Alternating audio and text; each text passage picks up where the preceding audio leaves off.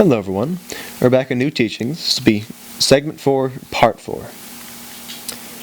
To be fully Christed means I never doubt the power of truth and love of our Creator. But each soul has free will, choice to accept or reject. I once said, "Go and sin no more." I remind you that this means have no further doubt, no lack of love. At this time, I stand with my brothers and sisters of the light who teach in many religions around the earth, to remind you that wherever you are on the planet, the concepts of love and compassion can speak to your soul. Love and compassion bring forgiveness, but forgiveness requires responsibility.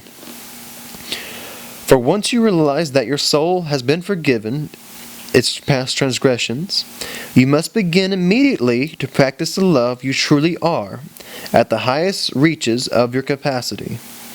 You must turn within each day and meditate to find out the behavior and actions which are appropriate for you. If you do this, knowing you are forgiven and the past is washed away, we start fresh, and possibly there is still time for much of humanity to join together, heart to heart and mind to mind. Perhaps we can yet omit some prophecies of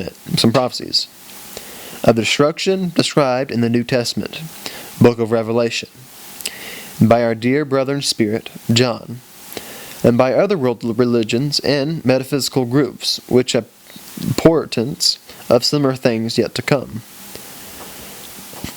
Every age has its prophets and truth-bringers, but few there are among the population who will listen and take action. You must listen and act now. The Golden Age is a time when every soul may hear the voice within, and the land will be filled with many divine representatives of God. You may reach this achievement through your willingness and commitment of daily meditation combined with weekly meditation, shared in the presence of other living souls, or loving souls. You may not enter the Golden Age alone. There must be two or more gathered to appreciate and honor that supreme source, without which we would all expire. We will establish a Golden Age on this planet, with those beings of light who will work to prepare the way for the second coming. I await that experience, following the cleansing of the planet Earth of its negative influences.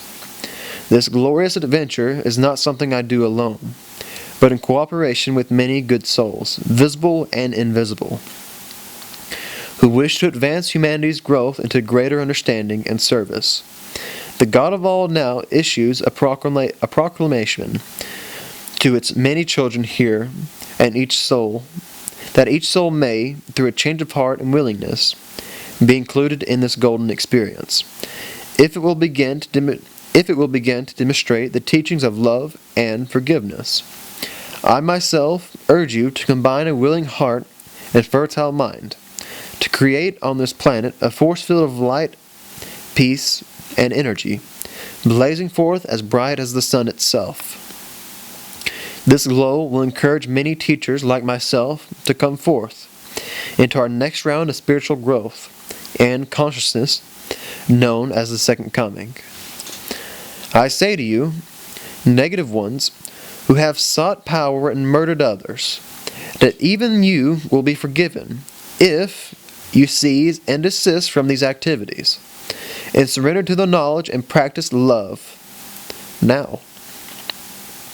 However, if you choose to continue in the negativity and the violence of thought and deed, which persists here on this planet, you must accept the consequences of the choices, or of that choice.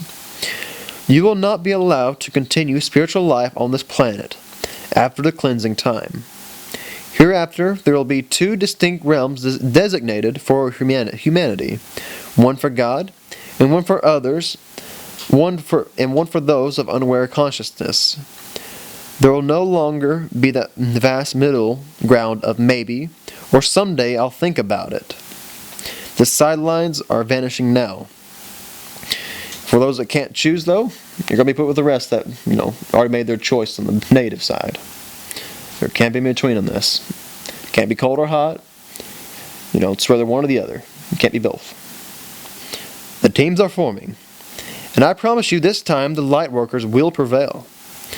If I repeat this necessity for right choice, it is because my heart desires you to know the truth, so that you can never say later, I didn't know, I was not told.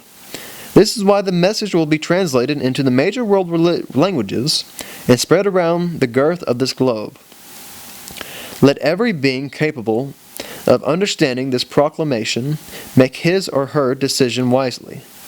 Let us join in the achievement of spiritual commencement. The purpose of my visit 2,000 years ago has nearly run its course, though not with the results I intended. Very quickly now, the separation into the fors and againsts, the yeses and the nos, will be accomplished. I encourage you to do whatever is necessary to be among the yes group, for its graduation to higher things you select. This is the time for coming together. Please contemplate, meditate, and pray to the Almighty Source very seriously. Knowing the awakened ones of light will be given love and support.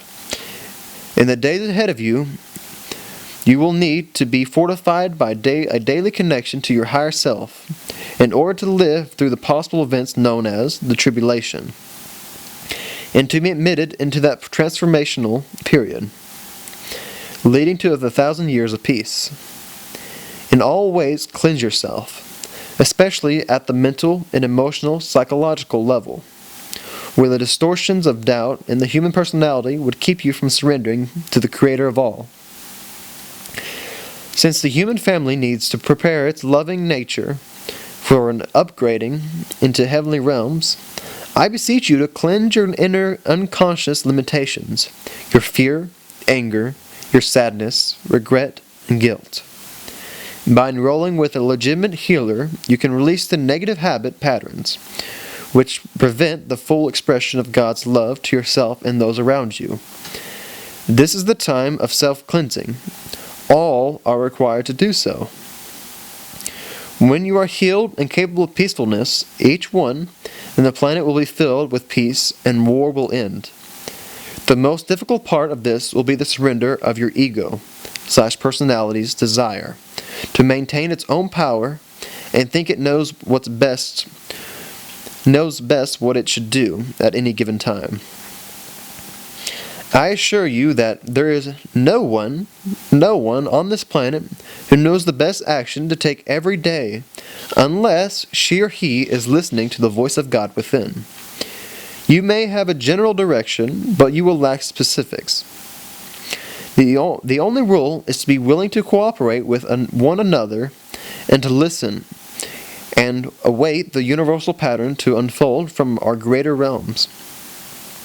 We are waiting and watching to see how many souls will choose to go forward in a state of peace, love, and service. Yes, there is a general plan for you to follow, but the exact details and its timing will be determined upon your response. Specifically, then there are probabilities of the events within the year ahead, but these could be improved and ameliorated by your change to peace and the giving up of war and military aggression, both on earth and in the outer space.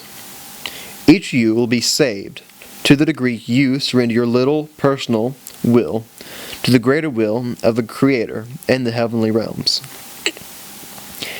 Each of you will participate in the glorious events of the Golden Age to the degree that you now practice love and show commitment to a just and spiritual purpose. You have my personal promise, joined with 1,000 other spiritual and religious teachers of all times, that we have not left you comfortless as the spiritual fruition draws near. Choose God, choose love, and be assured your choice will be registered for or against you as you decree it. I once told you that each soul must make its own decision. Even God will not require your obedience. Think on this choice with diligence and sincerity, and you will not be led astray by others of a negative understanding. Trust your heart and inner God voice to lead you in all things, and you will know the best solution on any issue. If you are committed to God, then every other aspect of commitment to your family, spouse, friends, neighbors, and workplace must be subordinated to it. You must not compromise God's teachings for any other idol of the physical life. That is not of the highest love, the total good. In some cases, this means you will be in disagreement with those you care about. Nonetheless, the love of God must come first in every life. All else follows this commitment. Because you are the light and the knowingness, I strongly urge you to take this identity and quality into all activities of your world. Most particularly, take it into those causes and movements, gatherings, and organizations that seek to improve humanity's responsibilities as caretakers of the earth. Peace organizations are a good example of places where the unified power of meditation and visualization are critical. If you understood energy and could see it with your eyes, you would realize why groups are immense power cells of light and focused thought. And it is this focused thought, shared with us of the higher dimensions, that increases the output of your love. As long as you think you do it alone, you limit your quantity of power available to accomplish the task. Your light is a very low wattage by itself. But when you ask the Creator to assist you in manifesting your purpose or need, that light and power are greatly, or very greatly, increased. But we see you do not realize this, and take a secular path which frequently does not even mention the word God or higher power. This is not to your advantage, and does not further your purpose during this time, when we are saturating your planet with huge amounts of light and love, so that you can manifest peace. And this is where I'll be stopping this part.